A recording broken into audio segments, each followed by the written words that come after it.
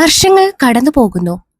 രാജ് ജയിലിൽ കഴിയുന്ന ദിവസങ്ങൾ അവന്റെ ജീവിതത്തെ പൂർണ്ണമായി മാറ്റിമറിക്കുന്നു. അവന്റെ ഉള്ളിൽ രണ്ട് ആഗ്രഹങ്ങളാണ് ഉണ്ടായിരുന്നത്. ഒന്ന്, തത്തയെ വിവാഹം ചെയ്യണം. പിന്നെ തന്റെ സഹോദരിയുടെ വിവാഹവും.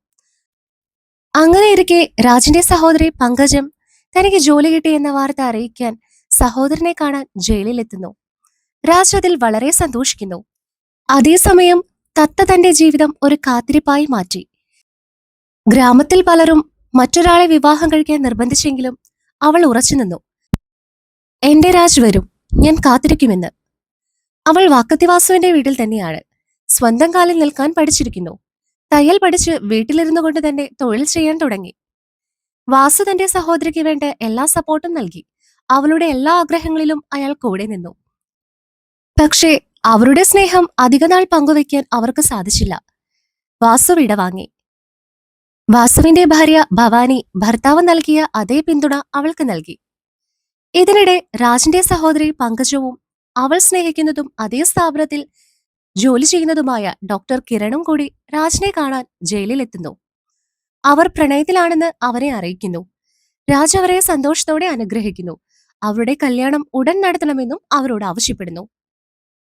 വർഷങ്ങൾക്കു ശേഷം രാജ് ശിക്ഷ പൂർത്തിയാക്കി പുറത്തിറങ്ങുന്നു.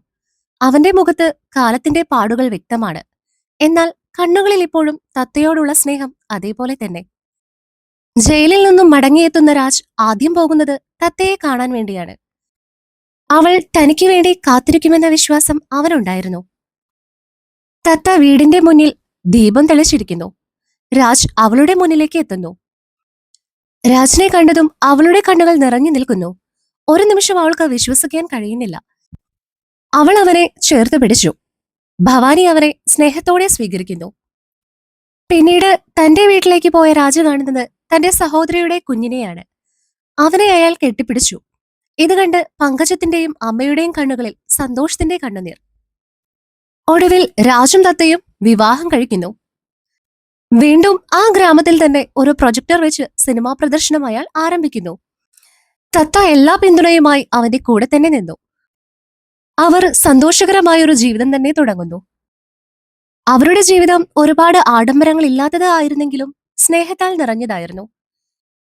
വർഷങ്ങൾക്കിപ്പുറം സ്റ്റൈൽ രാജ് ഒരു ചെറിയ തിയേറ്ററിന്റെ ഉടമയാണെന്ന്. എല്ലാ കാര്യങ്ങളിലും സഹായിക്കാൻ നല്ലൊരു സുഹൃത്തായി തന്നെ മുഹമ്മദ് ഇപ്പോഴും അവന്റെ കൂടെയുണ്ട്. രാജിന്റെയും തത്തയുടെയും മകൾ ഇന്നൊരു ഗായികയാണ്. സത്യമായ സ്നേഹം സമയം കൊണ്ട് മങ്ങുകയില്ല. അത് കാത്തിരിപ്പിലൂടെ കൂടുതൽ ശക്തമാകും എന്ന് തെളിയിച്ച് അവർ സന്തോഷത്തോടെ ജീവിക്കുന്നു.